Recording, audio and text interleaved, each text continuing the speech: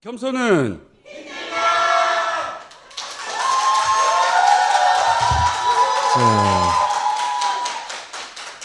다스베이다 372회 시작하겠습니다. 자, 두 분을 모시겠습니다.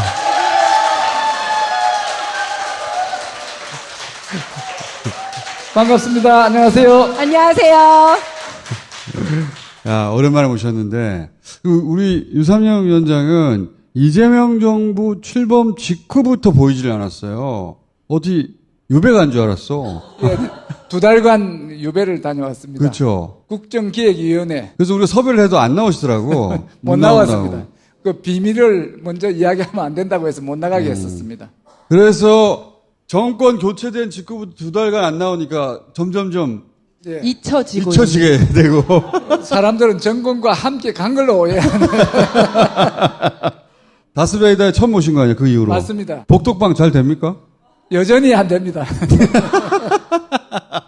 동네 복덕방이 되긴 했어요?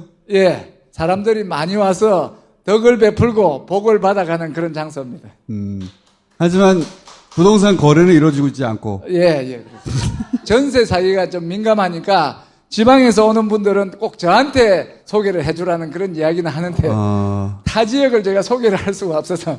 그런 분들이 많이 오신다면 다른 지역의 복덕방과 계약을 맺는 거예요. 그 다른 지역 복덕방들하고 네트워크를 만드는 건 어때요? 제가 이제 믿을 수 있는 사람을 이제 확보하는데 시간이 좀. 그 네트워크를 만드시면 되겠다. 예, 그렇게 하겠습니다. 그래서 유삼영 복덕방이라고 이름 지어주신 분이에요. 그 이름을 잘못 지었는 거 아직 한 건도 못 했습니다. 아직 한 건도 없어요? 예. 월세를 어떻게 내고 계십니까? 월세는 개인 돈으로 연금해서 지금 나가고 있습니다. 아이고. 이지연 위원장은 변호사기 때문에 이름을 걸 수가 있고, 제가 이제 이름이 없다 하니까 유삼영 이름을 걸으라 해서 그런 거예요. 이름은 알리고 있습니다. 우리 이지은 위원장 변호사 사무실은 어때요? 변호사 사무실은 사건은 진짜 많이 들어오는데 제가 하기 좀 곤란한 사건들이 너무 많이 들어오는 거예요. 지역 주민들 자기들끼리 싸우거나 제가 한쪽 편을 들면 나머지 사람하고는 완전 척을 지는 거잖아요. 아니면 성범죄 가해자. 제가 변호를 하기가 힘드니까 어려운 사건들. 들어오는 사건들을 제 주변에 있는 변호사들한테 계속 다 던져주고 있거든요. 그들이 돈을 많이 벌고 있습니다, 지금. 예. 그러니까 두 분 다 사무실은 열었는데 이게 수익은 안 되고 있는 상황이야. 그렇구나. 최근에 그 윤석열 계엄과 관련해가지고 손해배상 청구하는 거 같이 했거든요. 그래서 마포갑에서 103명 그 원고인단 모집해가지고 공익적 목적의 변호를 하게 되는 수밖에 없다. 맞습니다. 예. 돈을 쓰고 있구나, 두 분 다. 맞습니다. 이지연 위원장 아직 연금도 안 나옵니다. 아직 멀었어요. 그동안 모아놓은 돈 까먹으면서 살고 있습니다. 근데 저는 그럴 때마다 김민석 총리를 보면서 되게 위안을 얻어요. 나이가 60이 넘었는데 2천만 원밖에 없잖아요. 그 생활을 20몇 년을 했어요. 그러니까 용기를 얻고 살고 있습니다. 김민석 총리 진짜 20몇 년을 했지. 잘해보세요. 네. 자. 김민석 총리는 20년 만에 총리가 되셨고 우리는 총경 됐습니다. 존경. 저는 경무관으로 퇴직했습니다. 제가 더 높은 계급으로 퇴직했습니다. 저는 징계 때문에 명예퇴직은 뭐 아무것도 없고 해서 사표 서고 그대로 나온 거예요. 오랜만에 오늘 모신 이유는 뭐냐면 스캠 범죄, 보이스피싱 같은 거. 캄보디아 기반의 국제범죄단이 조직적으로 해왔던 범죄다. 좋은 일자리라고 속아서 간 피해자가 나중에 가해자가 되고 하는 그런 악순환의 고리도 있었던 거고. 근데 이재명 대통령이 국제범죄 조직이 한국 사람들 건들면 패가망신 하게 된다는 걸 보여주겠다 하고 캄보디아하고 국경 분쟁하고 있던 태국 총리하고 훌라보하고 해서 캄보디아 압박해가지고 한국인 대규모 소환도 이루어지고 있고 국내 담당 기구도 만들고 있고 일단 이 정도만 해도 윤석열 정부 시절에는 상상도 못하던 일이에요. 윤석열은 진짜 방치했거든 그냥. 더 악화시켰습니다. 돈을 줬죠. 그게 어디에 이런 엄청난 돈을 그치, 갖다 오히려 돈을 줬지. 몇천억을 갖다 부었죠. 캄보디아에서 범죄 조직이 있다라는 것이 2023년 경도부터 징후가 보였었습니다. 그래서 캄보디아 내 한국인들을 납치 감금한다라는 신고가 들어오기 시작했고 2024년도에는 그 신고 건수가 11배로 늘었고요. 그런데 그래서 아무런 조치도 안 했어요. 캄보디아 ODM만 계속 맞습니다. 높여줬지. 그래서 그때 경찰에서는 경찰 영사가 한 명밖에 없으니까 한 명 더 달라고 했는데 이상민 행안부 장관이 안 된다 거절을 했었고 코리안 데스크도 2022년부터 해야 된다고 주장을 했었습니다. 근데 있던 외사국을 다 해체를 시켜버렸어요.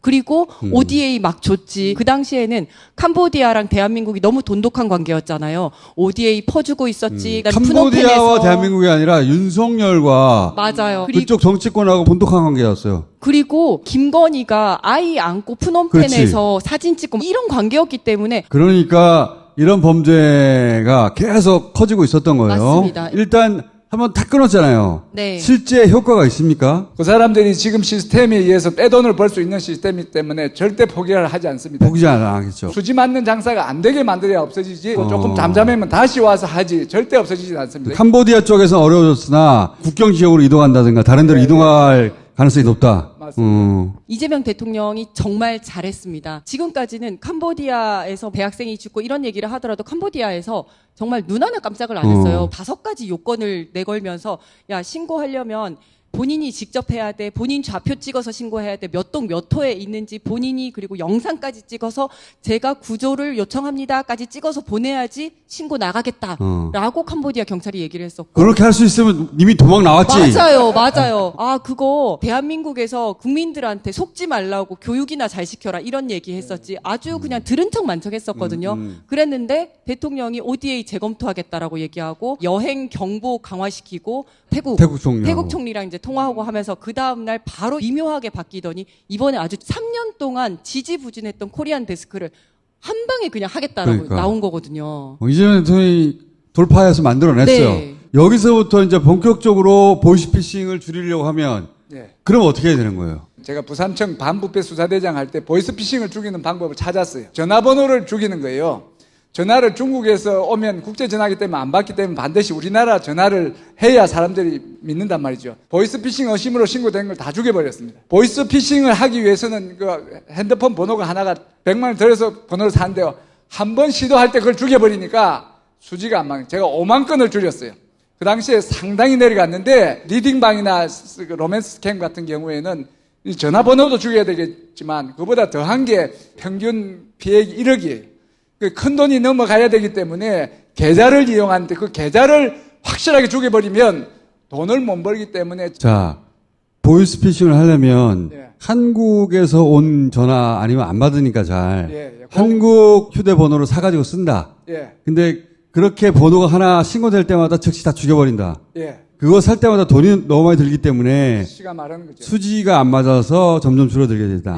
그리고 또 하나가 뭐라고요? 계좌로 돈이 1억씩 이래 넘어간단 말이에요. 돈이 안 넘어가면 그건 씨가 말하는 거예요. 스캠 하는 사람들이 개인으로 하는 데가 없어요. 전부 다 기업형입니다. 전화번호도 사오고 계좌번호도 사오고 여러 가지는 돈이 엄청 들어요. 그 돈을 나가는 출구를 탁 막아버리면 이거는 씨가 말하는 거예요. 계좌는 어떻게 끊습니까 그러면? 그 사람들이 필요한 계좌는 법인 계좌입니다. 인출 한도가 50억 정도 되는 그런 걸 1차 계좌로 써요. 개인 계좌로는 액수가 너무 적으니까 법인 계좌를 이용하게 되게 있다. 법인 계좌에 명의인을 고용을 하고 하는데 4천만 원이 들어요. 여러 번 그 계좌를 이용해서 돈을 빼먹고 나고 2, 3주 지나면 한 계좌만 정지를 시키는 거예요. 우리는 어떻게 하는가 하면 요 명의인 이름으로 된 모든 계좌를 다 죽이라. 이렇게 금융위원회에 요구를 하는 거죠. 이 법인의 명의인이 한 다른 계좌까지 죽여버리면 하나를 가지고 한 4억 정도를 그 사람들한테 이렇게. 잠깐만요. 혼자 막 가지 마시고. 천천히. 리딩방 같은 데에서 법인 계좌를 이용하게 돼 있어요. 한 번에 이체할 수 있는 액수가 개인은 너무 적으니까 법인 계좌를 사요. 이용됐다는 걸 발견했어, 그 계좌에서. 그러면 그 계좌만 중지시키지 않고 그 계좌 명의로 돼 있는 모든 계좌를 다 중지시켜버려라. 그 법인의 지점의 모든 계좌까지 다 죽여버립니다. 그렇게 하지 않으면 이 사람들이 수지 맞는 장사이기 때문에 안 되는 거예요. 지금은 그렇게 안 되는데. 그래 해야 됩니다.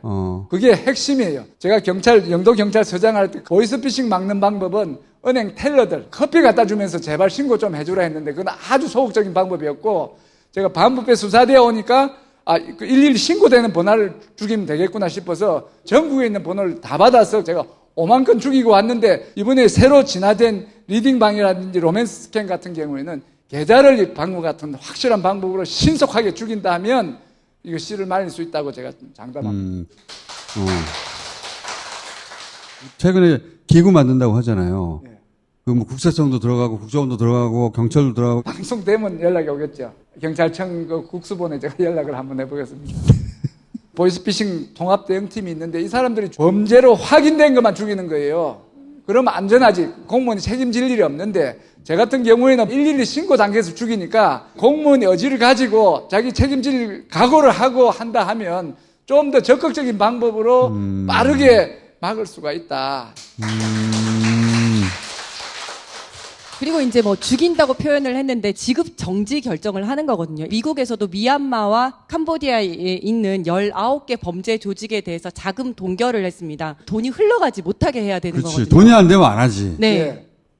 스스로 그만두지는 않습니다. 한국인 100여 명 정도 돌아왔는데 한국인이 총 2천여 명 정도. 2,000명 있죠. 예. 그들 중에는 이 피해자가 가해자가 된 사람도 있을 것이고 감금된 사람도 있겠지만 범죄에 가담한 사람도 있을 거 아닙니까 처음부터. 예. 제가 이야기했죠. 4천만 원 통장 명의인한테는 한 2천만 원 정도 가는 거예요. 그걸 통장을 한 3개, 4개 이렇게 들고 가면 거기 가면 6, 7천만 원 받을 수 있다는 그런 생각으로 가는 거예요. 일부는 받아갖고 오는 사람도 있고 일부는 갇혀갖고 그런 통장을 만들어서 가가지고 돈 받고 돌아오는 사람도 있고 예. 거기 합류하는 사람도 있고 예. 아니면 거기서 나온 사람도 있고 아예 감금돼 버린 사람도 예. 있고. 명의인이 캄보디아에 가 있어야 되는 거죠. 캄보디아에 가 있는데 한국에서 별도의 카드로 돈을 뺀다든지 하면 이제 갇히는 겁니다. 이번에 송환된 사람들도 피해자와 가해자의 지위를 동시에 가지고 있다고 봐야 됩니다. 생판 쏘가가지고 간 사람도 있지만 어느 정도 이게 불법적인 게 아닐까 하면서 간 사람도 있거든요. 하지만 내가 감금당하고 고문당하고 폭행당할 것까지 용인한 사람들은 없잖아요.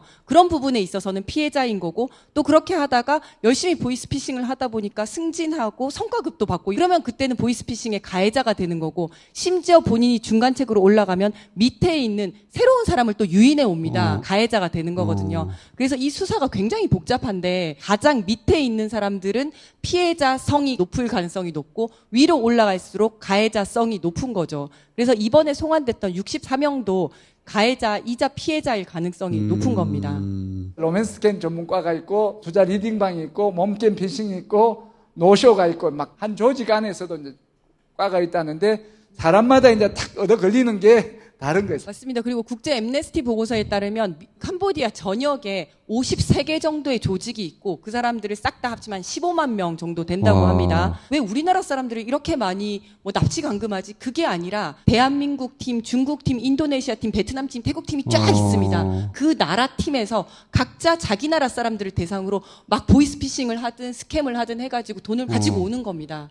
굉장히 큰 조직인 거고요. 재벌이다 재벌. 맞습니다. 범죄 재벌이네. 기업이에요, 기업형. 맞습니다. 완전히 기업인 거고 캄보디아 정부에서는 100% 알았습니다. 사법 부패 지수도 140개국 중에서 139위 정도 할 정도로 네, 굉장히 부패 지수가 높습니다. 건물주가 고위공직자고 다 유착돼 있으니까 신고를 할 이유도 없는 거고 또 그림자 경제의 상당 부분을 차지를 하고 있습니다. 50%. 네, 합법적인 카지노로 얻을 수 있는 돈이 GDP 한 10% 정도를 차지한다고 하는데 이 그림자 경제 범죄 조직으로부터 벌어들이는 수익이 거의 40% 50%에 육박을 한다고 하거든요. 고용을 발생시키고 있는 겁니다. 경비 업체도 고용을 하고 청소 업체도 고용을 하고 도시의 경제를 좌지우지하기 때문에 15만이라는 사람이 갑자기 단속이 돼서 빠져나갔을 때는 거의 경제가 흔들리는 수준인 거죠. 단속을 하자, 체포를 하자라고 해도 신경을 안 썼던 건데 그거를 이번에 이재명 대통령이 이렇게 코리안 데스크를 만들겠다고 한 겁니다. 변화를 만들어낸 겁니다. 굉장히 큰 변화를 만들어낸 거예요, 맞습니다. 진짜로. 네.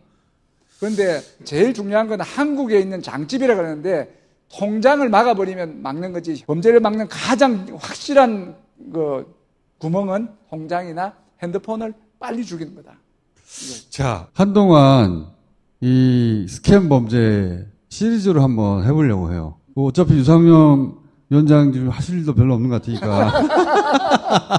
정부 차원에서는 이렇게 대응해야 된다. 경찰은 이렇게 대응해야 된다. 그 시리즈로 한번 해보죠, 이제. 감사합니다. 알겠습니다. 자, 오늘 여기까지 하겠습니다. 감사합니다. 감사합니다.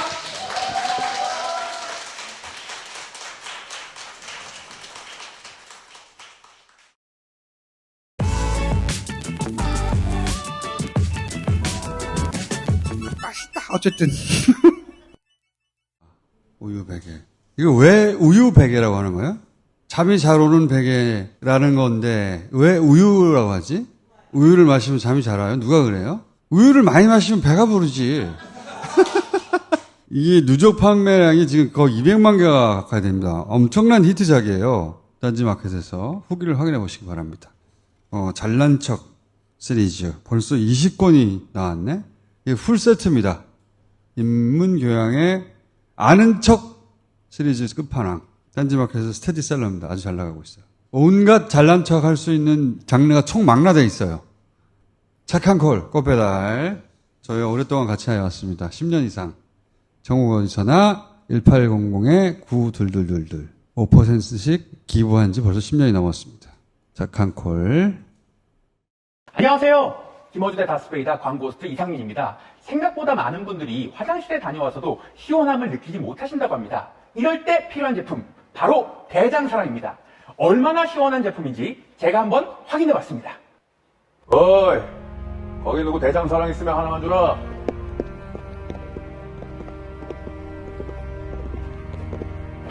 뭐 갈 땐 가더라도 대장사랑 그 정도 괜찮다.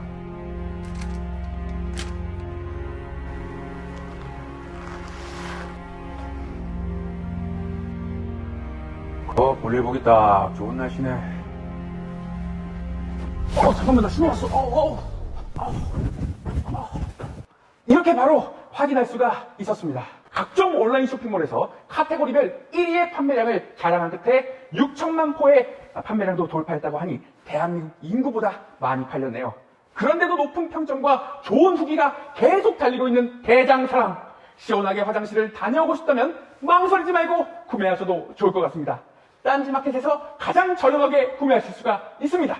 안녕하세요. 김어준의 다스베이다 광고호스트 이상민입니다. 살림을 하다 보면 집안에 생기는 각종 냄새, 골치가 아프시죠?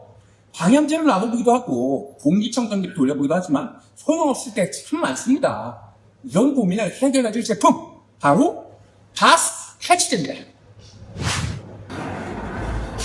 여기서 냄새가 난다. 도망쳐. 엄청난 낙지가.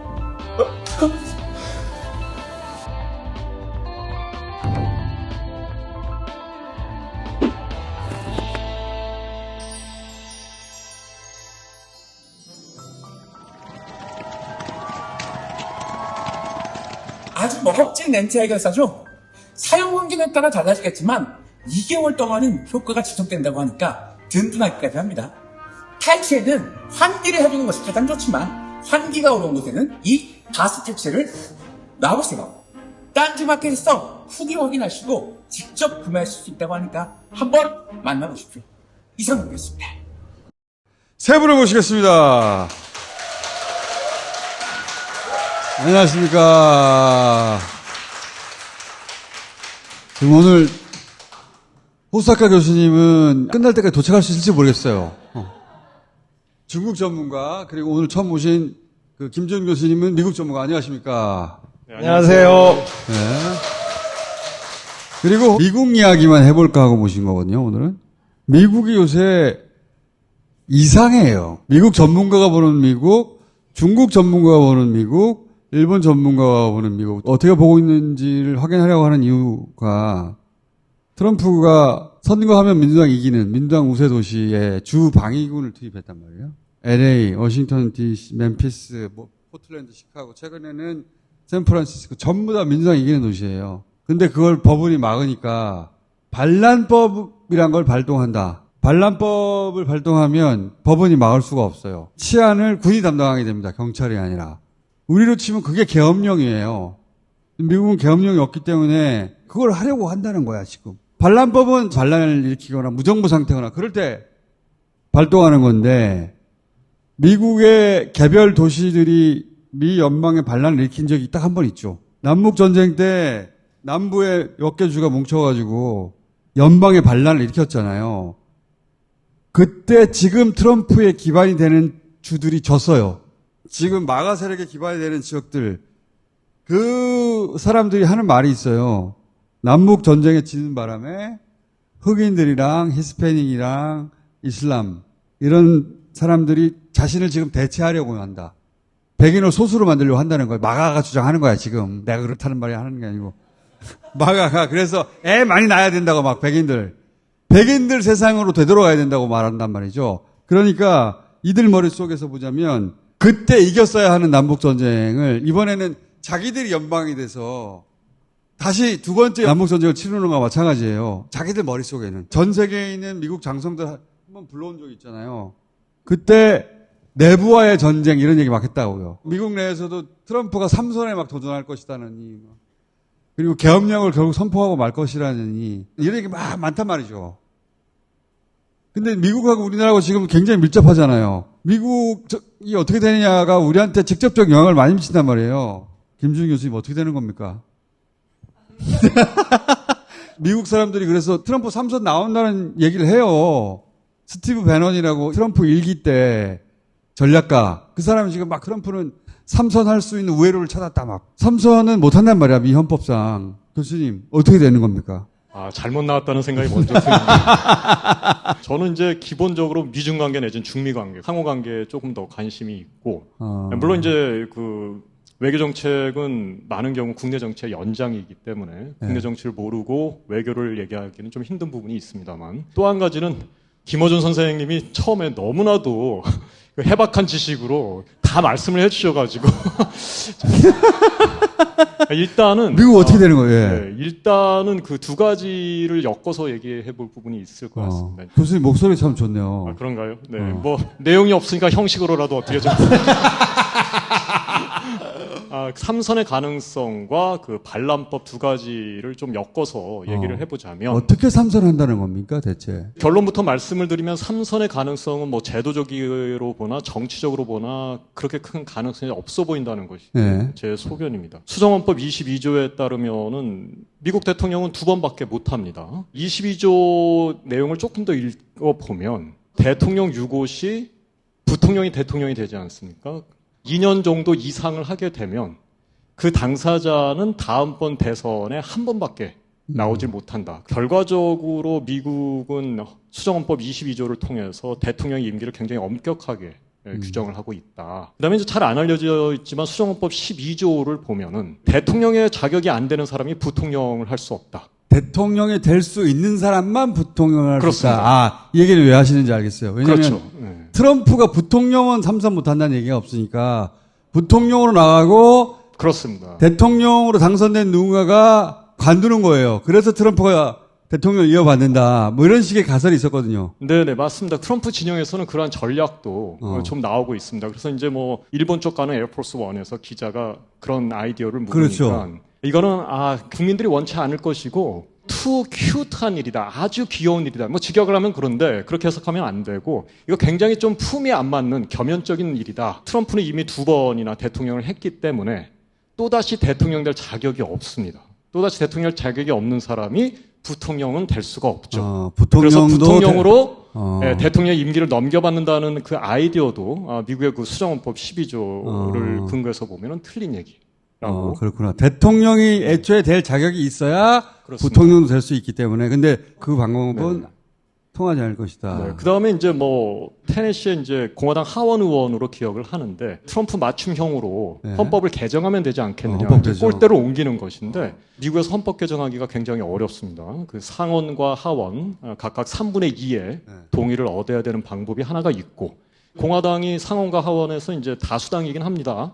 그러나 그 의석 점유율이 한 50% 살짝 넘기 때문에 3분의 2 선에는 안 되고 또 한 가지 방법은 50개 주 의회에서 3분의 2가 동의를 해서 헌법을 개정하자 이렇게 발의를 할 수가 있습니다. 그렇지만 이제 지금 공화당이 점유하고 있는 주의회는 전체 50개 주에서 3분의 2 선에 살짝 못 미칩니다. 한 60% 정도 수준이고요. 그 과정이 통과해서 수정이 되려면은 4분의 3, 즉 75%의 주가 찬성을 해야 되기 때문에 결과적으로 제도적 개혁이 용이한 것은 절대 아니다. 그렇기 때문에 제도적 개혁을 통해서 3선을 하지 못한다면 이제 말씀하신 대로 반란법 등을 통해서 그러니까 계엄 상황을 만들어가지고 집권 연장을 할 수. 루즈벨트가 전쟁 중에 그렇게 했듯이. 루즈벨트가 이제 4선까지 했습니다. 1945년으로 기억을 하는데요. 그런데 이제 수정헌법 22조는 그 이후인 그 1951년에 만들어졌기 때문에 사실상 그 루즈벨트는 적용 대상은 아니었습니다. 적용 대상은 아니었습니다. 반란법으로 돌아가면 반란법은 1807년에 만들어졌기 때문에 1807년 반란법입니다. 19세기 중반 이후에는 뭐 별다른 수정 없이 계속 오늘날까지 내려오는 굉장히 오래된 법인데요. 우리도 지금 조선시대 법이구나. 네. 근데 이제 그 반란법이 그 조항이 좀 애매합니다. 평상시에서 이제 주에서 일어나는 치안 문제라든지 뭐 재난 문제라든지 주지사의 권한에 따라서 주 방위군이 처리할 수가 있는데 일종의 이제 평시작전권은 주지사한테 있다. 뭐 이렇게 말씀을 드릴 수가 있는데 만일에 이제 그 유사시에 폭동이나 내란이나 비상사태가 발생을 하게 되면 대통령이 그 반란법에 의해서 주 방위군을 동원할 수가 있습니다. 이제 이런 내용을 담고 있는 것이 반란법인데 내란, 폭동, 음모, 불법 이런 용어들이 귀에 걸면 귀걸이, 코에 걸면 코걸이식으로 굉장히 그 유연성 있게 윤석열이래. 그래서 트럼프가 지금 그걸 막 걸고 있는 거 아니에요? 맞습니다. 트럼프가 로스앤젤레스, 워싱턴, 뭐 시카고, 포틀랜드 등등에서 주 방위군을 동원을 해서 반란이라면서 억압하는데 반란법을 발동시키기 위한 자극하는 것이 아닌가? 반란이 아닌데 반란이라고 말해서 충돌을 일으키고 그걸 빌미로 다시 반란법을 발동하고 사태를 키우는 것이죠. 반란법 발동의 명분을 만들기 위해서 사태를 키우는 것인데 그래서 반란법을 발동을 실제로 하면 그러면 군이 주요 도시를 장악하는 거잖아요. 맞습니다. 가장 최근에는 아시다시피 1992년 LA 폭동 때 그때는 무정부 상태가 맞죠. 네. 그때는 이제 주지사가 요청을 했고 조지 H.W. 부시가 반란법을 발동을 했던 나름대로 이제 절차를 거쳤던 것입니다. 그 주에서 요청을 했고 무정부에 맞습니다. 무정부 상태에 가까웠는데 지금은 그 주의 주지사가 반대하고 있는데 맞습니다. 네. 실제로 무정부 상태가 아닌데 지금 군대를 투입하는 거잖아요. 그래서 뭐 적절한 절차를 밟지 않고 유사한 반란법을 지금 집행하고 있다. 실제로 반란법 발동까지 갈까요?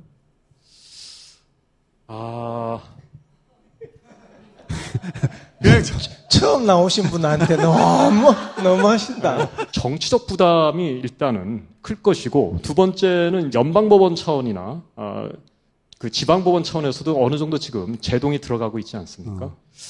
한다 안 한다. 욕심은 있지만 결과적으로는 안 한다. 트럼프가 79입니다. 반란법 같은 무리수를 두면서 또 한번 해먹겠다 뭐 이런 꼭 본인이 아니더라도 본인의 자녀들이나 혹은 자기를 뒷받침하고 있는 세력들을 후계로 그래야 자기 명예가 계속 지켜지고 할 테니까 꼭 자신이 삼선을 하기 위해서 아니더라도 반란법을 발동할 가능성은 있는 거 아닙니까? 맞습니다. 안 하신다면서 또 맞습니다고 또.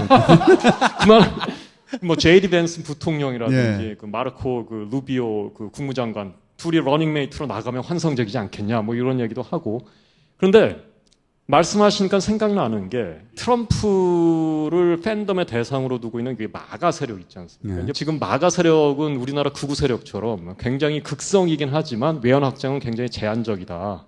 그렇기 때문에 반란법 등을 통해서 자신의 정치적인 입지를 계속해서 이어나가기에는 무리수가 되지 않을까. 마가와 자기를 일치시키는 그러니까 정체성에 있어서 그런 성인들은 여러 여론조사를 통해서 보지만 20%를 넘지는 못합니다. 한 5분의 4 정도의 그 미국 성인들은 마가와 자기를 일치시키지 않기 때문에 지난 그 취임 100일 때 지지율 보면 역대 대통령 100일 지지율의 최저점이죠. 80년 만에 최저점으로 기억을 하는데. 그러니까 더더욱이 이런 무리수를 둘 수 있지 않을까요? 교수님은 전반적으로 그럴 위험성은 있으나 결국은 못할 것이다.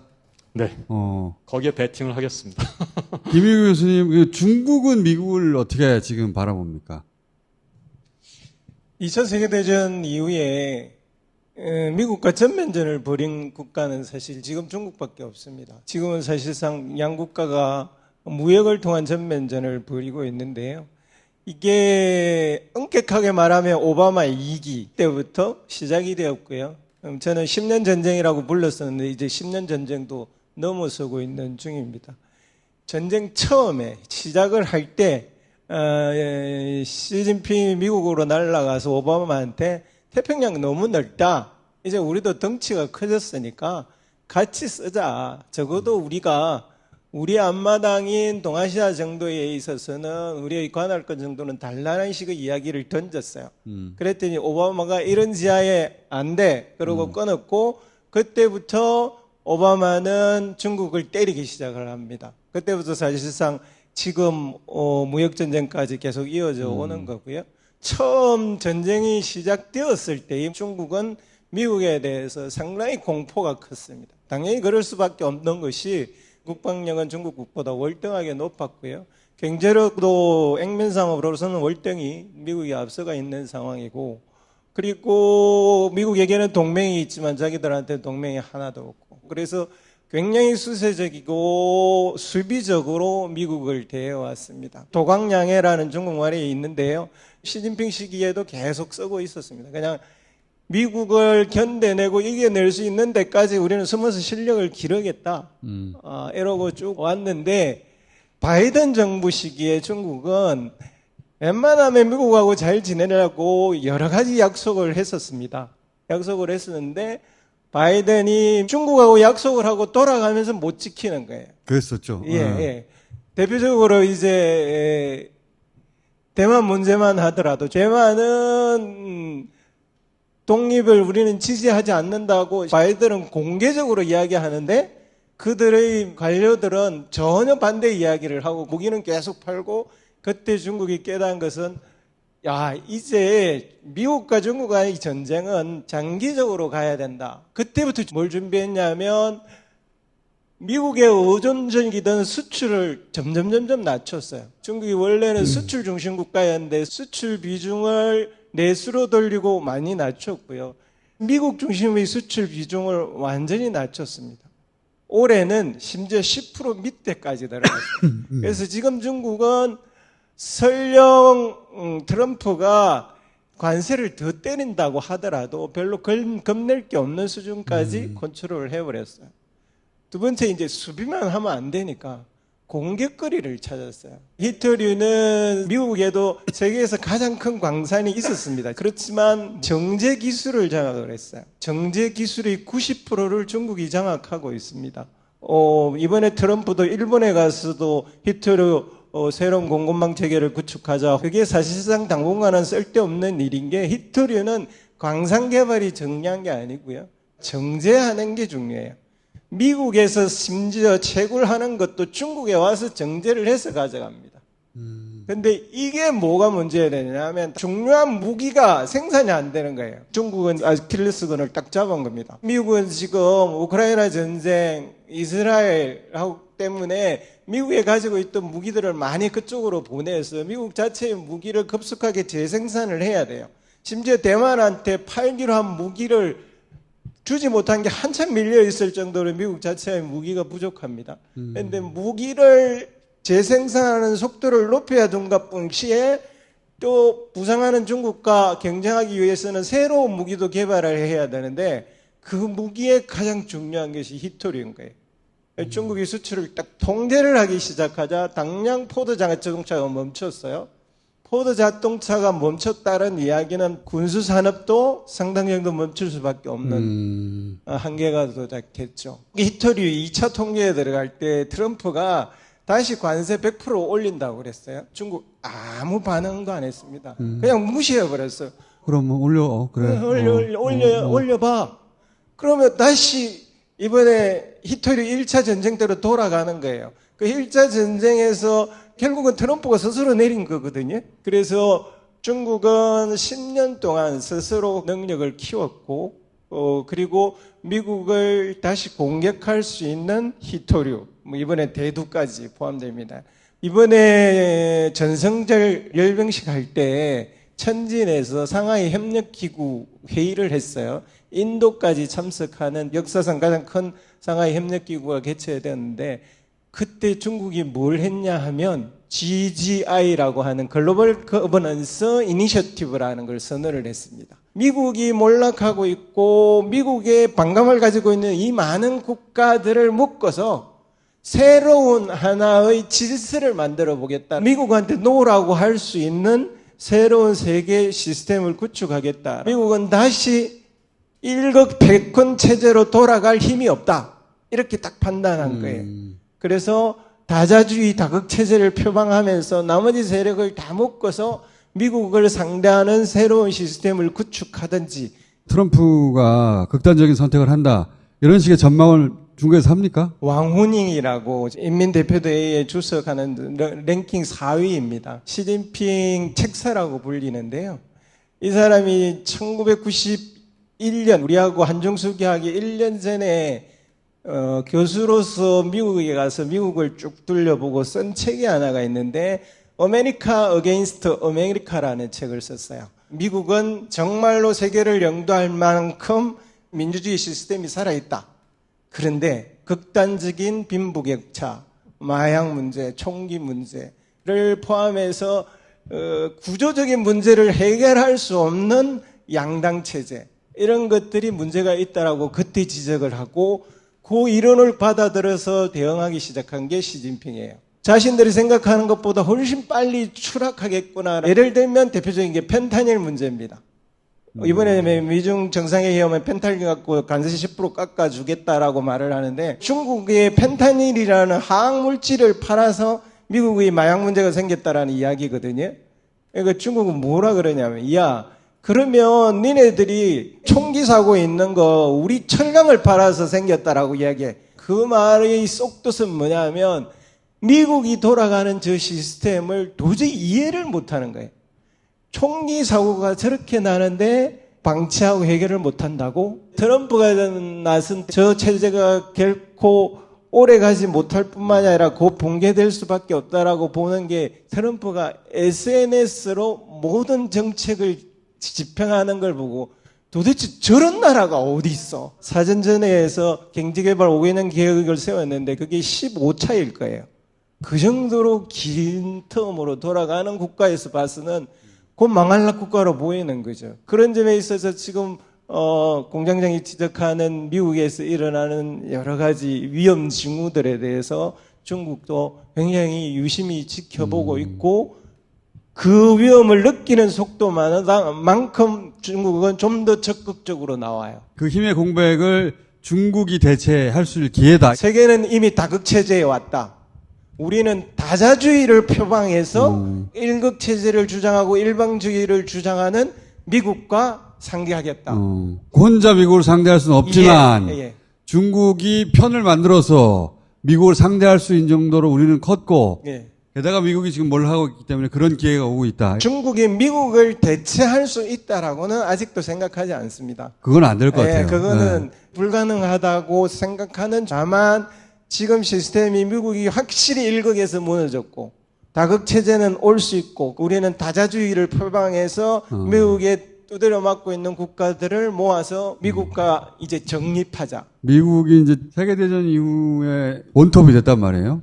그러면서 우리나라가 미국의 자본주의하고 민주주의를 수입한 거 아니에요. 그래서 열심히 배웠어. 다 세계 기준이었어요. 지금 배울 게 뭐가 있어? 민주주의도 우리가 훨씬 더 성숙했어, 이제. 노킹 씨바 촌스러워.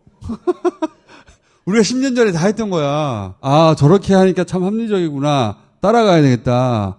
야, 민주주의 힘이 세구나. 이런 걸 느끼지 못하는 상대가 됐어요, 이제. 1991년도 아메리카 어게인스트 아메리카 하면서 이제 미국의 부조리나 쇠락의 어떤 모습들 말씀을 하셨는데, 미국 스스로가 이제 1987년에 그 폴 케네디라는 예일대 역사학자 있지 않습니까? 이 사람이 The Rise and Fall of Great Powers, 그러니까 강대국의 흥망성쇠라는 책을 써가지고 역사학자로서는 예외적으로 이제 백만장자가 되죠. 그만큼 책이 많이 팔렸는데 긴 얘기를 짧게 줄이면은 미국은 쇠락하고 있다.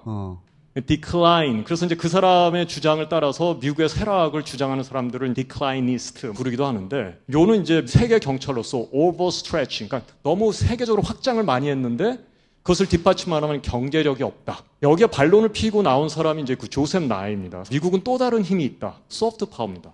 간단히 말하면 미국은 매력이 있다. 그랬었지. 그래서 리더십을 가질 수 있다는 것이죠. 소프트 파워는 내가 원하는 것을 강압을 쓰지 않고 상대가 스스로 원하게끔 만드는 힘이거든요. 매력적이니까. 네, 그 소프트 파워 담론이 흥했는데 트럼프 이후에 그런 소프트 파워는 굉장히 디클라인, 그야말로 쇠퇴를 했고요. 매력적이지 않아요. 네, 그 공백을 메우려고 이제 중국이 나름대로 리더십을 획득해 나가려고 하고 있고요. 그 주요 이제 대상국들이 소위 이제 글로벌 사우스라고 불려지는 지리적으로는 이제 남반구지만 개념적으로 우리 동맹, 경제적으로 보면은 이제 뭐 개발도상국, 글로벌 사우스 등과 함께 거버넌스를 구축해 나가는 뭐 그런 형국이라고 좀 해석이 됩니다. 중국은 소프트 파워 때문에 미국을 대체할 수가 없죠. 그게 우리한테는 다행이라고 생각을 하는데. 다행이죠. 예, 남의 나라 주권에 간섭하지 않겠다라고 하고 세계를 우리가 어떻게 지배하겠다 그런 이야기를 안 하고 있는 것 자체가 저는 다행이라고 생각하고요. 지금도 다극체제 다자주의 이건 뭐 우리가 앞으로 나아가야 될 방향하고 일치를 해서 그런 점에 있어서는 우리가 어떤 형태로든 중국학을 잘 활용하면 우리의 앞날에도 도움이 될 거라고 생각합니다.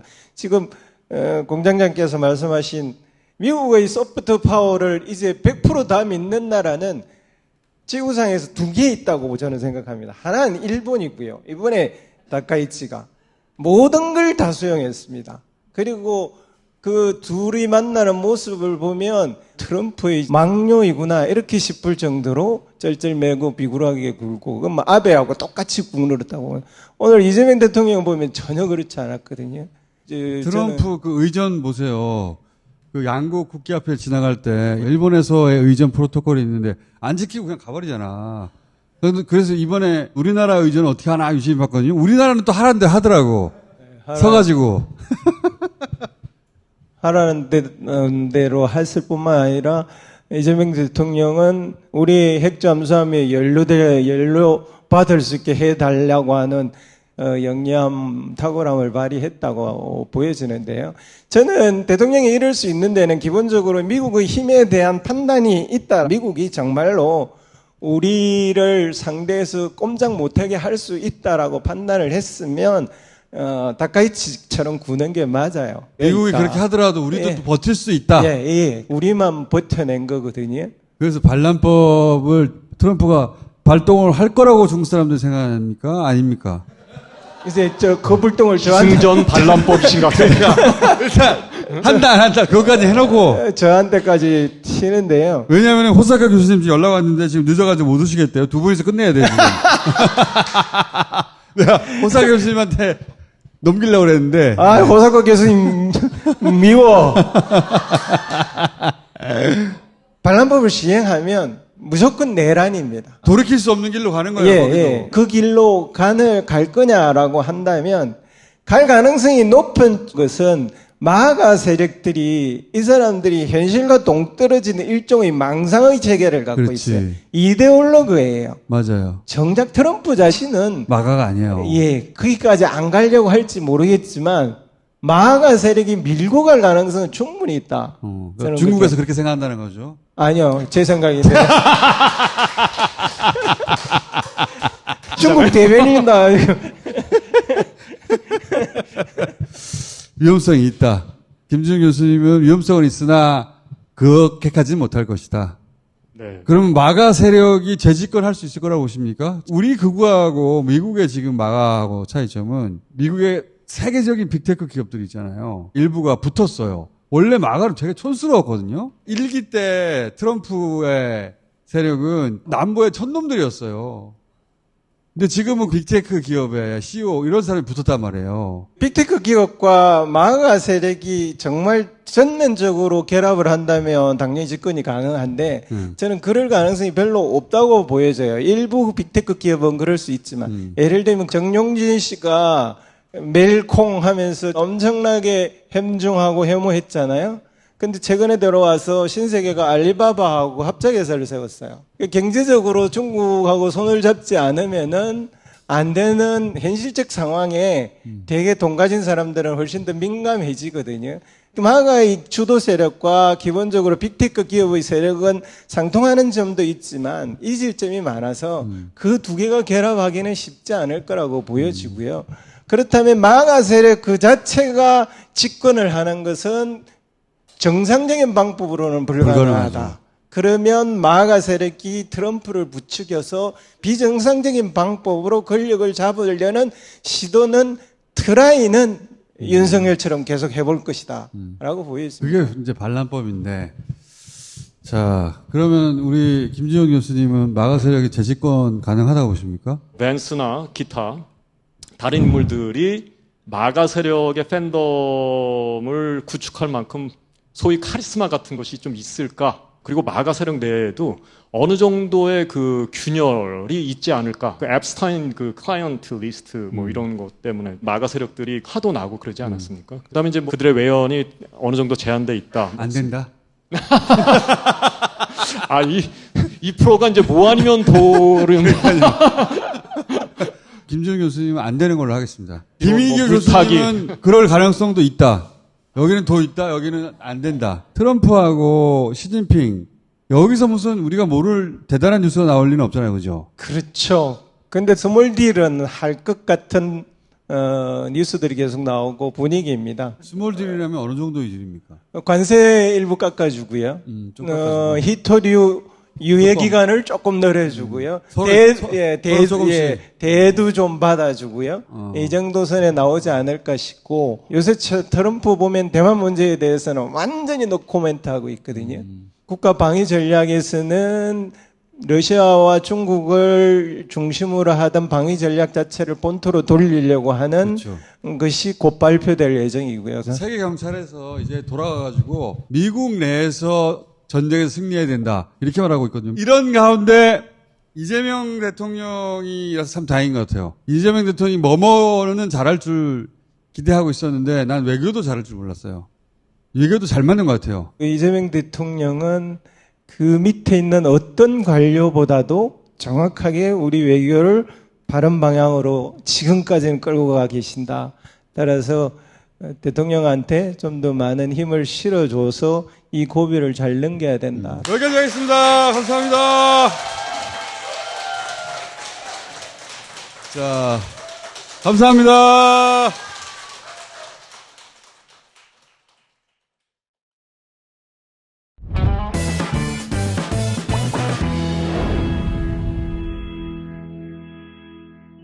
그리고 알렉밀리아 아듀 맛있는데 알렉밀리아가 저희 재고로는 이게 마지막입니다. 지금 아니면 못 산다 알렉밀리아. 안녕하세요. 김어준의 다스베이다 광고 호스트 이상민입니다. 죄송합니다. 네? 네? 지금 닥스메디 연구소에서 무언가를 꾸미고 있다고요? 마실 때 아주 좋을 거야. 계획대로구만. 멈춰라!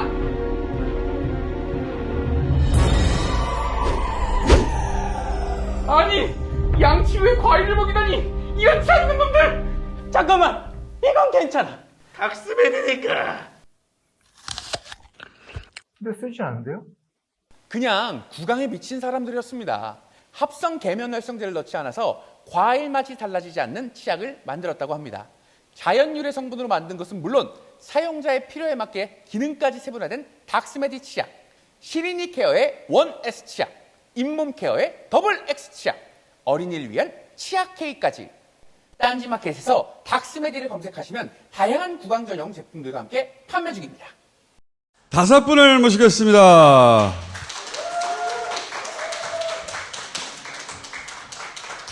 알랑밀리아. 네, 오늘 알랑밀리아 이게 마지막입니다, 여러분. 그러니까 딴지마켓에서는 이제 보실 수가 없는 알랑밀리아 우아하게 한 잔 이렇게 건배. 마지막이라가지고요 50%까지 세일하는 제품이 있으니까 잘 찾아보시고 나머지는 40%. 다양한 유튜브 채널에서 제가 정말 아끼는 물건이 있다면서 이거를 소개하는 거예요. 내돈내산인데 제가 이거를 한번 맛봤는데 술자리에 갈 때 이거 자기 병 따로 한 병을 챙겨가지고 왜냐면 같이 분위기는 내고 싶으니까 네, 유튜브에서 어떤 분이 이걸 마시고 나서 그럴 만하지. 그래서 술자리 갈 때 이거 한 병 딱 가져가면 다 맛보고 싶어 할 거야. 절대 안 줘. 나만 마셔야 돼. 절대 안 줘. 야, 딴지에서 더 이상 수입하지 않아. 네, 이거 마지막 물량이야. 마지막 물량이야. 여러분 마지막 물량 선점하세요. 1년만 기다리면 다시 만날 수도 있으니까요. 1년 후에 우리가 다시. 지금 마지막 기회를 잡으셔야 돼요. 진짜 이거 소믈리에랑 같이 만든 제품이에요. 그래서 이게 밸런스를 굉장히 잘 잡았는데 재고가 얼마 없어서 길게 얘기 안 해도 돼. 지금 할인 중이에요? 여러분 도와주세요. 네. I say 잡사, you say 바. 잡사, 잡사, 잡사, 잡사. Thank you. 마지막 땡큐가 제일 웃겨, 난. 아, 그러니까. 아니, 근데 걸어오는데 나 깜짝 놀랐어요, 진짜로. 왜? 옷에 라인이 살아가지고. 그럼요. 막 예전에 옷이 쫙 붙어 있었거든? 파스텔 톤이 낭창낭창한. KBS에 갔다가 거기서 입혀줬는데 이런 색깔 옷을 처음 입어봤는데 네. 협찬 의상 그냥 입고 온 거야? 그래서 제가 샀어요. 일단 한번 뜯었으니까 중고다. 어디 거야, 어디 거? 아, 자라. 자라는 예전엔 저는 맞는 옷을 찾을 수 없는 브랜드였었습니다. 옷 작게 만드는 프랑스 브랜드 있잖아요. 생로랑. 아, 생로랑. 생로랑. 생로랑. 네. 갈 때마다 나 화나거든? 되게 예뻐요, 디자인. 생로랑을 입어보고 싶은데, 네. 몸이 안 맞는 게 아니라 팔이 안 들어가. 아. 그거 한번 시도해봐. 그럼 제가 가능하면 생로랑 정장을 똑같은 걸 입고 올까요? 붉은색 셔츠도 하나 샀다고 들었는데 되게 멋있는 건데. 발렌시아가. 발렌시아가 안 들어가. 안 들어가는 애들 따로 모여 있어. 거업한테 주라고요? 내가 그거 불태우고 말지 그걸. 근데 살은 이렇게 빠졌지만 여전히 기성복 모자는 쓸 수가 없어요. 아, 모자. 네. 그렇지. 한국 남자들이 대두가 많아요. 그래서 둘레도 잘 안 맞는데 그보다 더 큰 문제가 뭐냐? 이 깊이. 이 서양 애들은 여기가 깊이가 얕아. 네. 앞뒤로 길죠. 앞뒤로 있거든 이렇게. 우리는 이렇게 위로 솟았어. 둘레만 생각하는데 둘레가 커도 모자가 딸랑해요. 이렇게. 여기서 끝나. 그건 살을 아무리 빼도 안 돼요. 10mm에서 모자 깊은 거. 그러면 또 챙이 또 넓어줘야 되잖아. 네. 챙이 여기서 시작하거든. 우리나라 너무 남자들. 좋아, 너무 좋아. 나 그거 살래. 기다려라. 아. 한국 평균 대두를 위한 모자가 지금. 만드는 김에 오토바이 헬멧도 좀 만들어주면 안 돼요? 제일 열받는 게. 일단 캡부터 하고, 캡이 자기한테 안 어울린다고 생각하고 사는 거야, 그 사람들이. 신장식 두상을 잘 봐요, 저. 여기가 높아. 그리고 이게 넓단 말이야. 챙도 여기서 시작하고. 초밥처럼 되거든요, 이렇게. 여기 얹어가지고. 눈을 가려보고 싶다. 얼굴 절반 정도 가려보고 싶다. 눈빛만 살짝 보이게 하고 싶다. 가능합니다. 이제. 우리 양지열 변호사는 모르는 세계야, 그거. 그렇죠. 지금 하는 얘기가 너무 신선해요. 아, 이게 안 돼요, 진짜? 안 돼. 올려놨다라는 느낌이 그렇지. 썼다는 느낌이 아니에요. 걸쳤다. 올려놨다, 걸쳤다 이런 느낌이거든. 반 정도는 기본적으로 잡히는데. 닥쳐. 자, 그 슬픔은 모릅니다. 모르죠. 소두들은 모릅니다. 저는 소두라고 생각한 적이 없는. 닥치라고 했잖아, 아까. 내가 표준 아니에요? 기고만장하네, 오늘. 그러니까. 아니. 몸무게도 60 몇 킬로예요. 저런 계란 대가리는 알 수가 없어. 발렌시아가 들어가실 것 같은데. 그럼 몸무게도 거의 65kg도 안 나가시지 않나요? 63요. 63kg? 63kg. 왜? 이거 하는 거 뭐야? 전 고등학교 때부터 변한. 왜냐면은 여기 여성들 중에 자기하고 비슷한 몸무게에 있는 거야. 그렇지. 아까 나보다 가볍다. 설마. 자. 설마라는 말은 굉장히 나쁘게. 되게 나쁘다, 진짜. 설마라니. 설마라니. 공공의 적이 됐어, 지금. 이 정도면 매장 당해야 돼요. 자, 김건희 씨 얘기합시다. 네. 왕의 건물들을 방문하죠. 왕의 건물들. 수장고. 2023년부터 가요. 갑자기 모든 조선시대 왕과 관련된 건물들을 다 방문하거든요. 그 중에서 조선 태조 고조부 신실 기실을 모신 곳이야. 그리고 명성황후 시해 된 곳. 시해 장소. 거기를 경호를 물리쳐. 그리고 윤석열과 둘이 들어가 10분 동안 있었어. 10분에 웃으신 분 왜 웃으셨어요? 그리고 조선 왕조 보물창고, 수장고가 보물창고예요. 그걸 한 번 간 것도 아니야. 윤석열하고 다시 와. 이게 다 그냥 일어난 일이 아니다, 이게. 대통령 반년 해보니까 너무 좋은 거야. 모두가 나한테 막 머리를 조아리고, 내 순방 가면 제일 좋은 스위트룸, 몰래 쇼핑 막 하고 막, 제일 좋은 음식 주고 막, 뇌물 척척척척. 평생 한 방법이 없을까? 그리고 벌써 뇌물 이미 받았어. 평생 안전할 방법이 없을까? 그러면 뭘 어떻게 해야 되지? 그러려면 왕이 돼야 되겠다.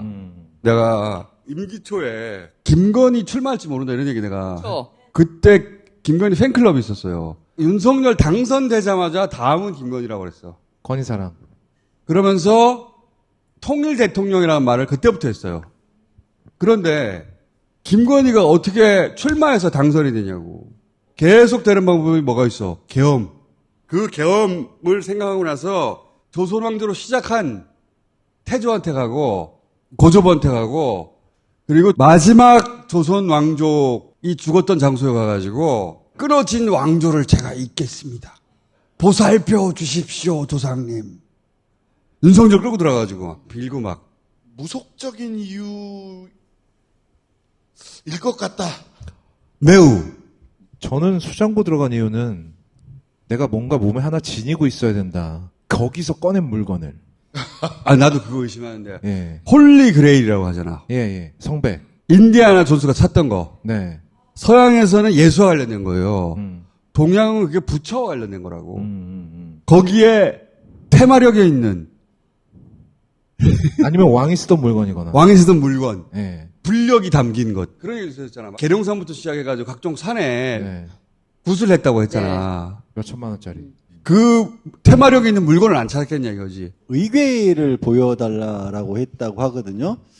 근데 의궤가 조선시대 왕실의 각종 행사를 다 그림과 함께 도표로 만들어 놓은 거고 이게 다른 왕조에는 잘 없어요. 조선왕조가 되게 특이했던 게 중국이 뭐 문화혁명을 벗어나고 제일 먼저 자신들의 고유 문화를 찾기 위해서 했던 것 중에 하나가 공자, 묘, 제사하는 방법을 되찾으려고 우리나라에 성균관에 왔었어요.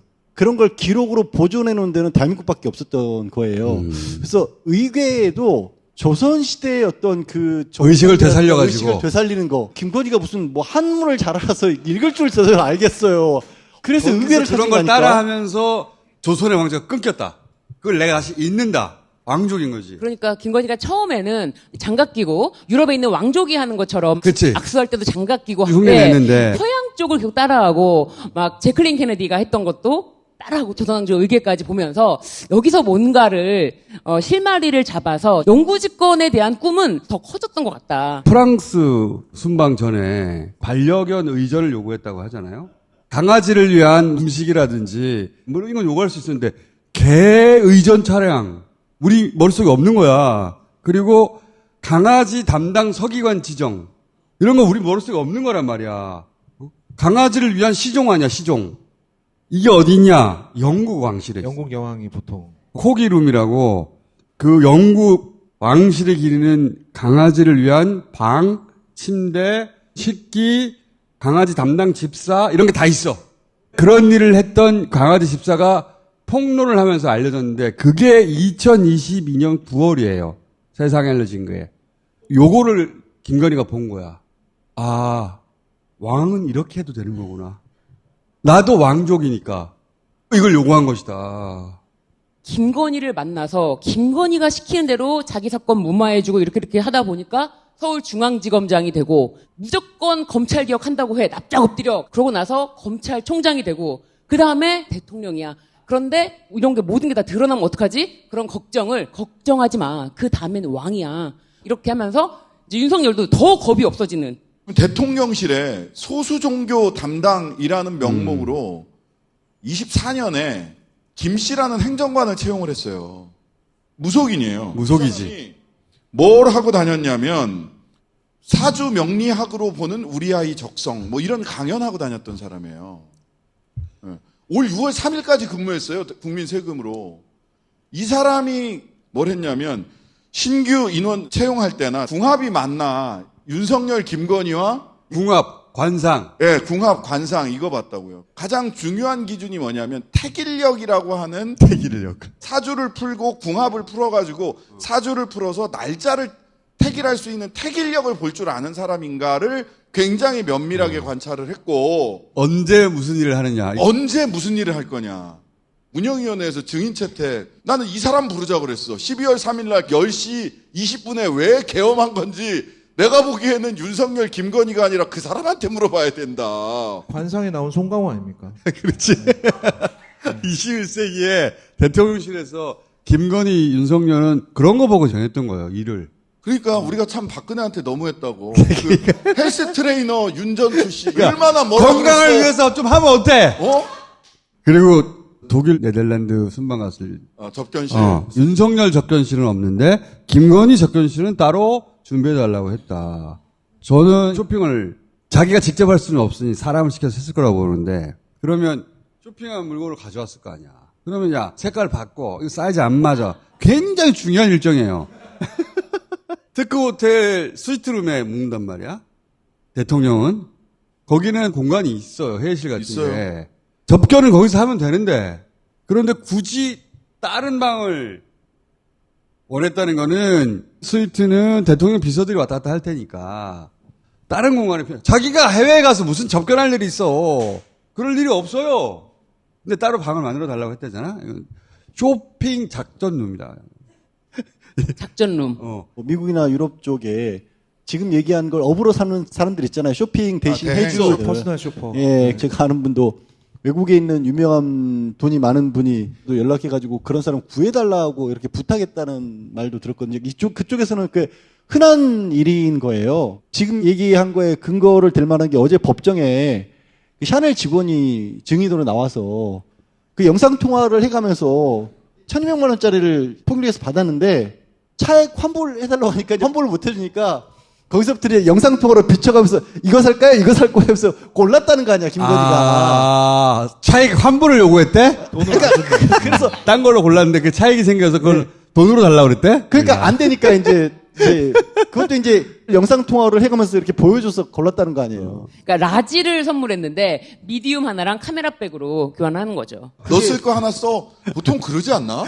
그래서 총수가 말한 것처럼 실제로 퍼스널 쇼퍼들이 여러 가지 물건을 가져와서 늘어놓고 골랐어야 될 필요성이 있을 수 있다는 거죠. 내 말이 그거야. 가지고 왔다가 맞네. 그러니까 해외 순방 때 초기에요. 쇼핑백이 너무 많아가지고 원래 대통령 떠나가도 그 방 키를 바로 호텔에 안 줍니다. 그 현지에 공간 직원들이 가서 뭐 남기고 간 거 없나 싹 훑는단 말이야. 근데 그때 쇼핑백들이 너무 많아서 말들이 나왔었어요 그때. 뇌물로 받은 것도 자기 취향에 안 맞으면 바로 가서 교환하잖아요. 그렇지.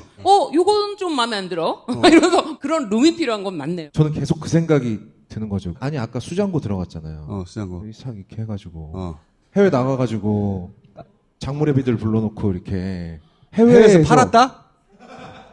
장무례비들 있거든요. 해외 나가면 몇 명 불러다 놓고 옥션을 시킨 거지. 사람이 참 독하네. 그러니까. 왜냐면 국보급 물건이면 또 모르잖아요. 그래. 그럼 그쪽으로 쭉 밀고 가봐. 잘 가요. 그러니까 우리는 멀리 안 나갈게. 잘 가.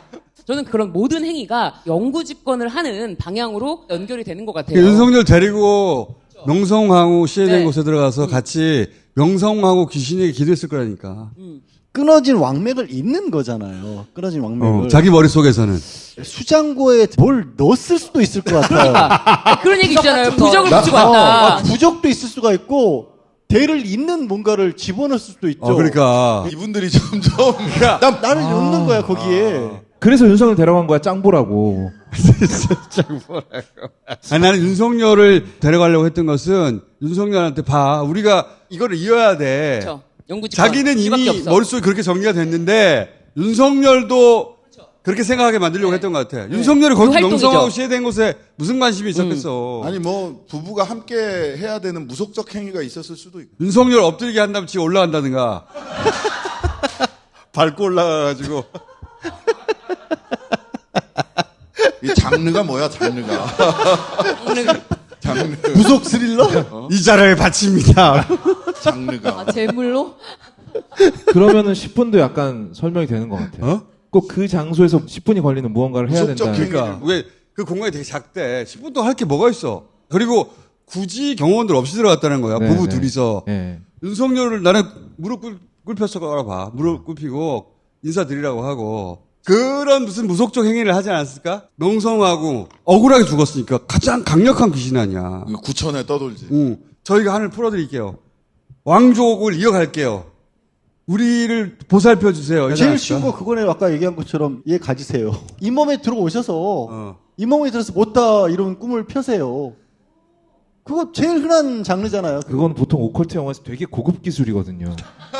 실제 김건희가 할 수 있었다는 게 아니고 윤석열로 하여금 그렇게 믿게 만들려고 했을 거라고 봐. 윤석열만 끄덕거리면 돼. 그렇지. 가스라이팅. 윤석열이 김건희가 나보다 영적으로 더 세다 이런 얘기 했다고 하잖아. 그러니까 윤석열로 하여금 그걸 믿게 만들려고. 이제 너의 몸에는 민비의 그 우리는 조선 왕조를 이어갈 운명이야. 계엄해. 그렇죠. 맞아요. 그런 거 안 할 거면 정상적인 부부가 10분이나 같이 있을 이유가 없어요.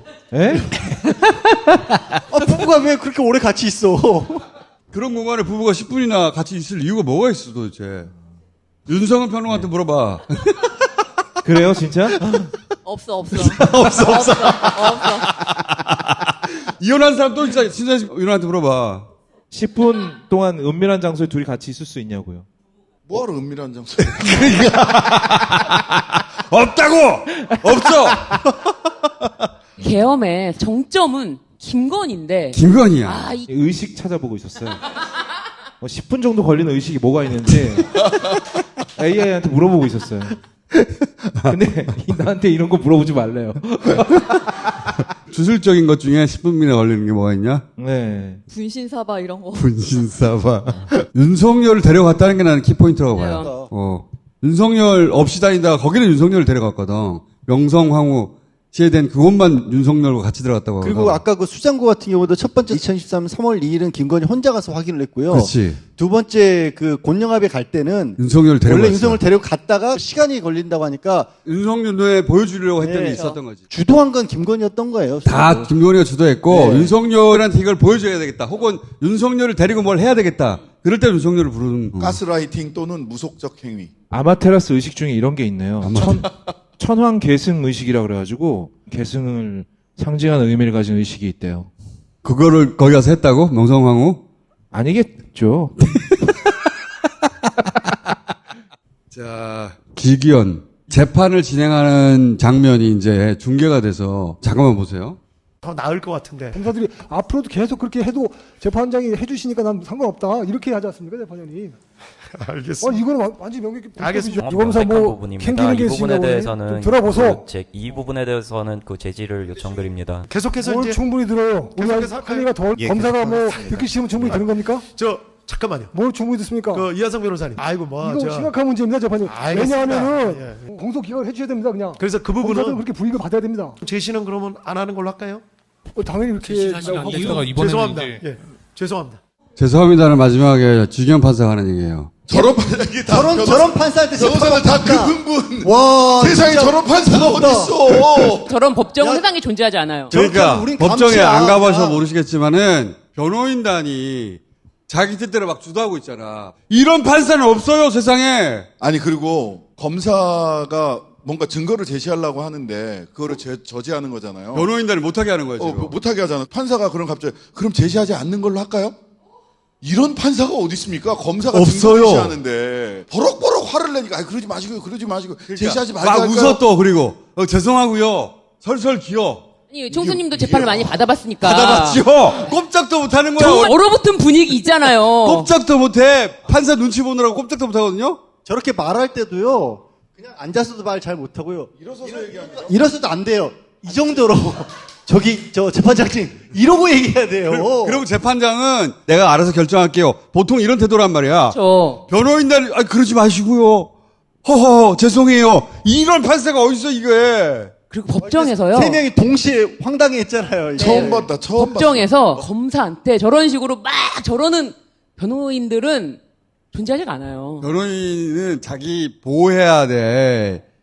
의뢰인이 있잖아요. 그 의뢰인한테 피해가 갈까봐 저렇게 못합니다. 판사나 검사가 열받아서 뭐 어떻게 할까봐. 자기네 몇 달 전까지 모실 때 지청장인데 법정 들어갔더니 판사한테 고개 숙이고 90도 속이고 있는 거. 그러니까 지청장 출신 정관조차도 법정에서는 그러고 있어요. 다 을이야. 예, 슈퍼을이에요. 슈퍼을. 판사가 슈퍼 가비고 다 을이라고. 게다가 지금 재판 진행 중에 한나 변호인이 공소기각해야 됩니다. 공소기각 해주셔야죠. 그러니까. 공소기각 이건 해주셔야 된다. 그러니까 판사가 그러지 마시고, 아이고 아이고 그러지 마시고 변호사님. 판사는 물론이고 검사한테도 공소기가. 저렇게 못해요. 상대는 특검인데 내란 주요 동사자인데. 아니 저런 정도면요 판사가 경위 데려가세요. 24시간 감치. 집어넣어 버려요. 그러니까 진짜예요, 진짜. 판사는 언감생신이고 판사한테는 검사한테도 저렇게 못해요. 의뢰인이 피해 입을까봐. 전에 한번 노동사건 변호를 하러 가서 젊은 검사인데 시비를 걸기 시작을 하는 거야. 뭐 그래서 저도 이제 따박따박 얘기를 했죠. 헌법상의 기본권이 어쩌고 저쩌고. 둘 다 약간 목소리가 커졌어.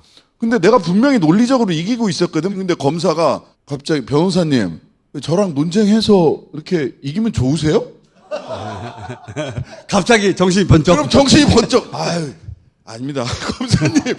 혹시 저렇게 해서 내 의뢰인한테. 그리고 판사가 그런 걸 오래 지켜봐 주지 않아요. 네. 검사한테도 그렇게 못하는데 판사한테 저런다? 아. 판사가 우리를 어떻게 못한다고 생각하지 않는 한. 그런 거지. 어떻게 이렇게 할 수 있냐고. 제가 어제 대법원에 이제 조국 비대위원장이랑 조의대 없는 대법원, 직위원 없는 재판부 이런 걸 하러 갔는데 와, 진짜 현타 오더라고.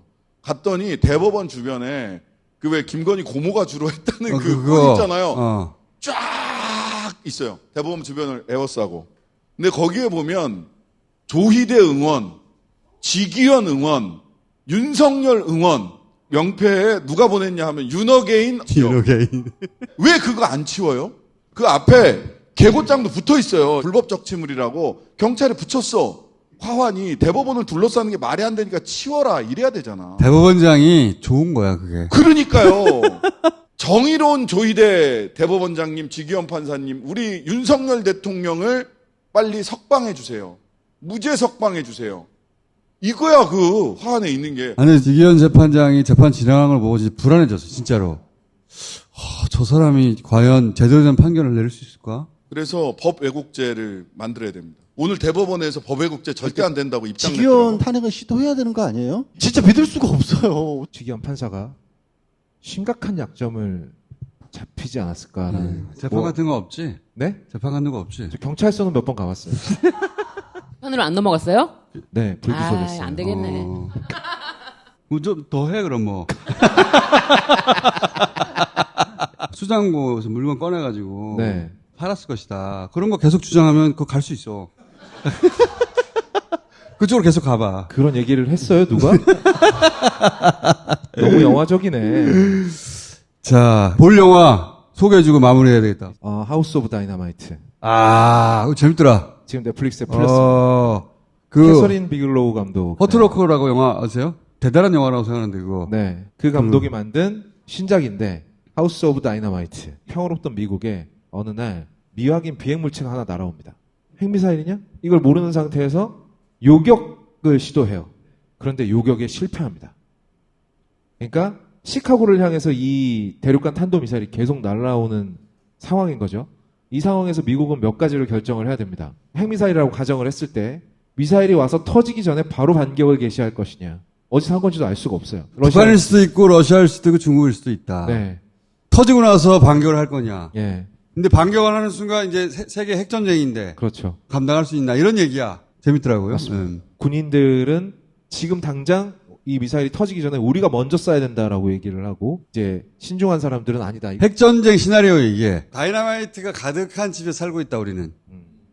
그런 비유예요. 네. 이런 식으로 터질 수 있어를 가상한 영화인데 굉장히 재밌어요. 그러니까 세 개의 시점으로 이렇게 나눠가지고 같은 사건을 이렇게 연속해서 보여주는데 뭐 너무 훌륭한 영화지만은 한 가지 아쉬운 점이 있었다면 이렇게 끝나면 안 되는데라고 했는데 딱 끝나. 나는 그렇게 끝날 것 같았어. 결과는 지구의 멸망이야. 말하자면 그 영화가 암시하는 것은 너 자살할 거야? 아니면 반격할 거야? 날아오는 시간 한 20분도 안 돼요. 10몇 분 동안 이걸 결정을 내려야 되는. 그거 요격에 실패하고 나서는 한 5분밖에 안 남았어. 네. 5분 동안 결정을 해야 되는. 지구를 멸망시키느냐, 너무 마느냐. 큰 스포일러가 나왔다. 지금. 이거 드러내. 좀 심하다. 이 스토리 너무하네 진짜. 스토리를 알고 봐도 재밌어요. 그게 중요한 게 아니야. 이 스토리 라인이. 네. 이 스토리 라인은 보자마자 대충 짐작이 돼요. 요격에 실패한다. 이거는 좀 그렇잖아. 네. 앞부분에 실패가 일어나요. 알겠습니다. 30분 넘어서부터 봐야겠네 그럼 영화를. 요격은 금방 실패하는 게 드러나요. 뭐. 요격이 실패한 다음에 어떻게 하느냐 이거야. 결말이라는 얘기가 나와서 그런데 그 한덕수 재판 곧 이제 결심한다 그랬잖아요. 11월 달에. 11월 달에. 그 판사님은 정말 훌륭해. 훌륭하신 분이 있잖아요. 한덕수는 결말은 다 알겠다. 결말은 알지만 선거 날 때까지 재밌잖아요. 한덕수 얘기 나오니까 어제 제가 국감하다가 진짜 황당한 사람을 발굴을 했는데 통일연구원의 김천식 원장이라는 사람이 있어요. 1945년 8월 15일을 광복절이라고 부르지를 못해. 통일연구원장이. 1948년 8월 15일이 정부를 수립했기 때문에 광복절이래요. 완전히 뉴라이트의 신념에 차 있어요. 근데 심지어 작년 10월 달에는 대통령한테 국회 해상권을 줘야 된다. 이런 사람들이 곳곳에 있어요. 곳곳에. 빨리 집에 보내드려야 되겠네. 내년에는 흡수통일 방안, 괄호 열고 아카 북진통일 방안이에요. 그거를 주제로 해서 연구를 하겠다 뭐 그런. 북진 혼자 하라 그래. 그러니까 안녕히 가세요. 멀리 안 가요. 이렇게 이제 열받는 일이 있을 때는 진짜 아무 생각 없게 만들어주는 영화도 필요할 것 같아서 이번에 넷플릭스에서 인도네시아 좀비 영화인데 동남아 좀비들은 난 취향이 좀 안 맞더라고요. 아니 되게 새롭고. 근데 괜찮아요. 이번에 인도네시아산 좀비는 어때요? 한국산과 미국산을 절묘하게 섞어놓은 신종 좀비라고 어떤 할 수가 특징이 있습니다. 있어? 일단은 얼굴 표정이나 꺾이는 약간 한국스러운 부분이 있는데요. 굉장히 빠릅니다. 운동신경을 가진. 거의 그 터미네이터 2에 나오는 액체 금속만큼 잘 달려요. 어떻게 피해 그렇게 잘 달려? 속도감을 굉장히 퇴치 방법은 역시 머리를 터뜨린다? 공통이에요. 제목이 뭐예요? 불사의 약. 그러니까 다 제약회사에서 또 이제 그런 약이 잘못돼가지고 뭐 비슷비슷합니다. 연출도 저는 괜찮게 봤고요. 그 다음에 이제 3부작짜리 다큐멘터리로 1990년대 그 필라델피아 마피아 그 세력의 전쟁을 다룬 작품이 또 있어요. 이것도 재밌어요. 네. 제목이 필라델피아 마피아. 네, 마피아 전쟁. 네, 그래서 마피아 전쟁. 전통적인 그 마피아의 방식을 따르는 그 부류와 약간 신세대 마피아의 어떤 충돌, 범죄 실화 이야기이기도 하고 좀 볼 수 있는 3부작짜리 범죄 실화. 그 조니 데비 주연한 영화 중에 블랙매스라는 영화가 있어요. 블랙매스. 그래서 이제 벌처라는 이제 마피아 두목 역할을 하거든요. 근데 이 사람이 실존 인물이에요. 그 이후의 얘기예요. 그러니까 블랙매스라는 영화를 보신 분은 그 벌처가 잡혀간 다음의 얘기구나. 좋았어. 한 주는 이걸 먹고 살겠어. 좋았어. 여기까지 하겠습니다. 네, 감사합니다.